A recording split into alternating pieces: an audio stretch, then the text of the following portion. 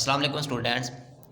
I am Nuwan Zafar and today our third lecture of rearrangements. In this lecture we discuss about Fibonacci rearrangement.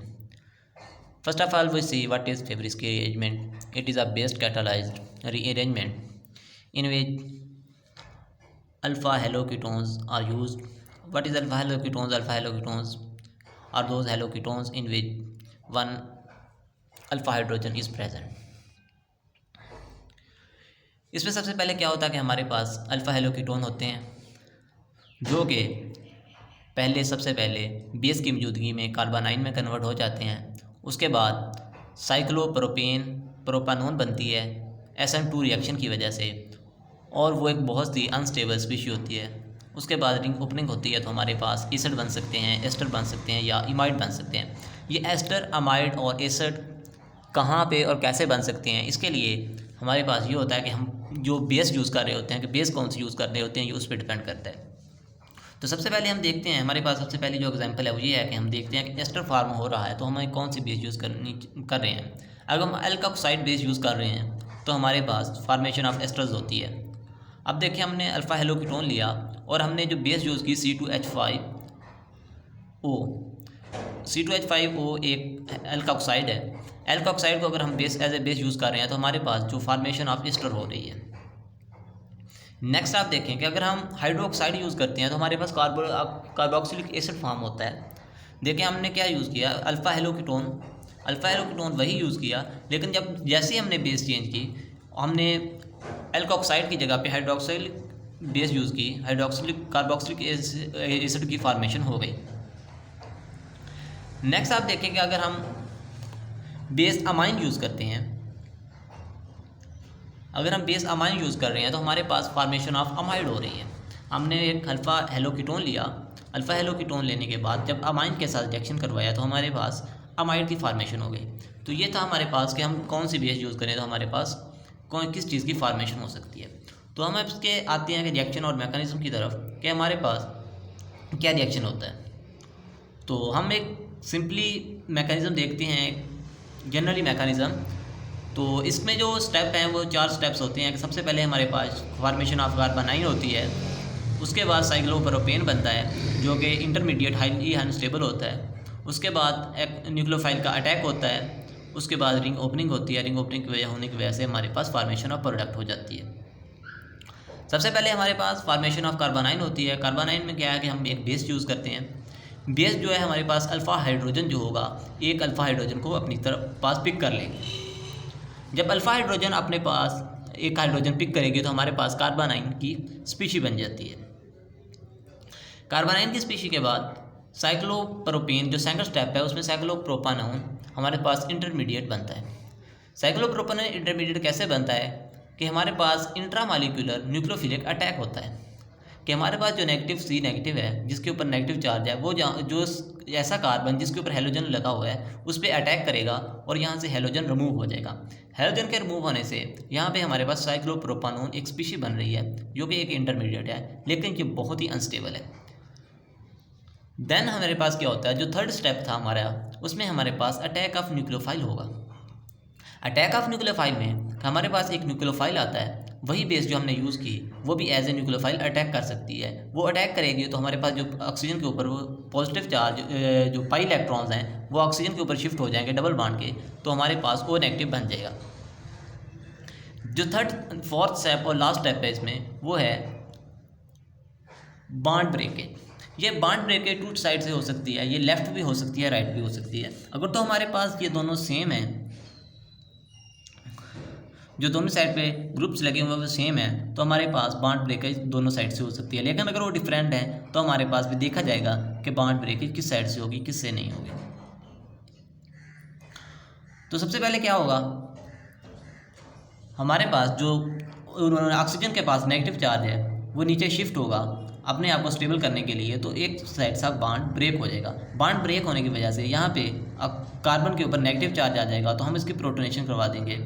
कब protonation करवाएंगे तो CrCH2 COOR-R2 ये वाली species बन जाएगी।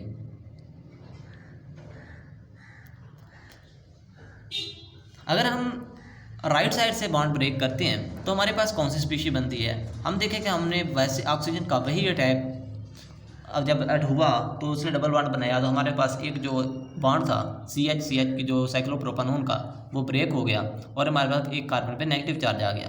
Negative charge होने के बाद हमने इसकी प्रोटोनेशन कराई वाटर की मौजूदगी में, तो हमारे पास सेम उसी तरह की स्पीशी बन गई और सेम ग्रुप्स आपस में लगे हुए हैं। अब हम देखते हैं इसमें अल्काइल सब्स्टिट्यूटेड अनसिमेट्रिकल कीटोन्स। अगर हमारे पास अनसिमेट्रिकल कीटोन्स हैं तो उनमें क्या होगा। अनसिमेट्रिकल अल्काइल सब्स्टिट्यूटेड अनसिमेट्रिकल जो कीटोन है उनमें हमारे पास हमने ये एग्जांपल लिया है 1 ब्रोमो 3 मिथाइल ब्यूटेन 2 ओन लिया है। उसमें सबसे पहले हमने बेस का अटैक करवाया तो हमारे पास एक अल्फा हाइड्रोजन यहाँ से रिमूव हुआ और एक कार्बोनाइन स्पीशी बन गई। ये कार्बोनाइन स्पीशी जो है साइक्लोप्रोपानोन स्ट्रक्चर अनस्टेबल जो स्पीशी है वो बनेगी इंट्रामोलिकुलर न्यूक्लियोफिलिक अटैक से। तो ब्रोमीन जो हमारे पास अल्काइल ग्रुप लगा, वो हेलोजन ग्रुप लगा हुआ है, वो रिमूव हो जाएगा और हमारे पास ये साइक्लोप्रोपानोन एक स्पीशी बन रही है। अब जो बॉन्ड ब्रेकेज होती है यहाँ पे देखना होगा कि हमारे पास जिस साइड पे लेस सब्स्टिट्यूटेड साइड होगी वहाँ से बॉन्ड ब्रेकेज होगी। पहले हमने देखा था कुछ दोनों सेम ग्रुप्स लगे हुए थे तो दोनों तरफ से बॉन्ड ब्रेकेज हो रही थी, लेकिन यहाँ पे क्या है कि हमारे पास अगर दोनों साइड पे अलग अलग ग्रुप्स लगे हुए हैं तो हम देखेंगे कौन सा ज़्यादा सब्स्टिट्यूटेड है, कौन सा लेस सब्स्टिट्यूटेड है। जो साइड लेस सब्स्टिट्यूटेड होगी बॉन्ड ब्रेकेज उस साइड से होगी। तो सबसे पहले ये बेस आएगी, आके कार्बन पे जो कार्बोनाइल कार्बन है इस पर अटैक करेगी, तो हमारे पास जो पाई इलेक्ट्रॉन्स हैं वो ऑक्सीजन पे शिफ्ट हो जाएंगे। जैसे वो ऑक्सीजन पे शिफ्ट होंगे ऑक्सीजन पे नेगेटिव चार्ज आएगा और OCH3 इसके साथ अटैच हो जाएगा। फिर क्या होगा कि जो और वाले इलेक्ट्रॉन्स हैं जो है वो पे नेगेटिव चार्ज है वो वापस शिफ्ट होगा अपने आप को स्टेबल करने के लिए और CH2 जो लेस सब्स्टिट्यूट है उसकी तरफ बॉन्ड ब्रेकेज हो जाएगी। हमारे पास नेक्स्ट स्पीशीज जो बन रही है CH3C CH3 और COOCH3 साथ में CH2 जो है वो नेगेटिव बन रहा है। इसकी हम प्रोटोनेशन सिंपली प्रोटोनेशन करवा देंगे। सिंपली प्रोटोनेशन में क्या होगा कि हमारे पास इसकी क्या करेंगे, हम सिंपली प्रोटोनेशन करवाएंगे तो हमारे पास ये स्पीशी बन रही है CH3 और हमारे पास हमारा मिथाइल 2 डाई मिथाइल प्रोपानोएट स्ट्रक्चर बन जाएगा। नेक्स्ट हम देखते हैं कि अगर हमारे पास साइक्लिक कीटोन्स हों तो हम फिर भी फेब्रिक्स रीअरेंजमेंट हो सकती है, तो कैसे हो सकती है।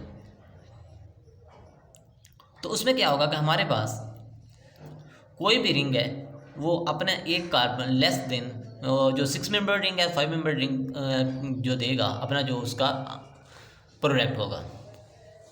तो इसमें सबसे पहले इसका रिएक्शन आप देखें तो हमारे पास हमने लिया अल्फा क्लोरो साइक्लोहेक्सानोन लिया तो उसने हमें साइक्लोपेंटेन कार्बोक्सिलेट स्ट्रक्चर दे दिया। इसका मैकेनिज्म हम देखते हैं कि इसका मैकेनिज्म इसमें कौन सा मैकेनिज्म इन्वॉल्व है। तो हम देखें कि सबसे पहले हमने यहाँ पे बेस का अटैक करवाया। बेस ने क्या किया, जो वो अल्फा हाइड्रोजन था बेस ने यहाँ से अल्फा हाइड्रोजन को रिमूव करवा दिया। जब अल्फा हाइड्रोजन ने यहाँ से एक हाइड्रोजन रिमूव हुआ तो हमारे पास यहाँ पे नेगेटिव चार्ज आ गया। नेगेटिव चार्ज जैसा कि आपने पहले भी रिंग दूसरे में भी देखा, जो ओपन चेन थे उनमें भी नेगेटिव चार्ज हमेशा उस कार्बन पे अटैक कर रहा है जिसके पास हेलोजन ग्रुप लगा हुआ है। अब यहाँ पे भी नेगेटिव चार्ज जो है वो हेलोजन ग्रुप वाले कार्बन पे अटैक करेगा और हमारे पास यहाँ से हेलोजन जो है वो रिमूव हो जाएगा। जब Cl है रिमूव होगा तो हमारे पास ये बॉन्ड बन जाएगा। इसमें बॉन्ड बन जाएगा तो हमारे पास दोबारा फिर जो बेस हमने ऐड की थी वही एज ए न्यूक्लियोफाइल दोबारा अटैक करेगा और ऑक्सीजन पे नेगेटिव चार्ज आ जाएगा। ऑक्सीजन का जो नेगेटिव चार्ज है दोबारा वो शिफ्ट होगा डबल बॉन्ड की फॉर्म में इधर। जब वो इधर डबल बॉन्ड की फॉर्म में शिफ्ट होगा तो हमारे पास एक बॉन्ड ब्रेक होके एक कार्बन के ऊपर शिफ्ट हो जाएगा। तो हमने यहाँ पे 2 एरो क्यों शो करवाए हुए हैं, क्योंकि दोनों साइड पे ही बॉन्ड ब्रेक दोनों साइड पे हो सकती है, इसलिए दोनों साइड पे शो करवाए हुए हैं ताकि आपको समझ आ सके कि दोनों साइड के ही बॉन्ड 50-50% चांसेस हैं। तो हमारे पास नेक्स्ट स्पीशी जो 5 मेंबर्ड स्पीशी है ये बन जाएगी।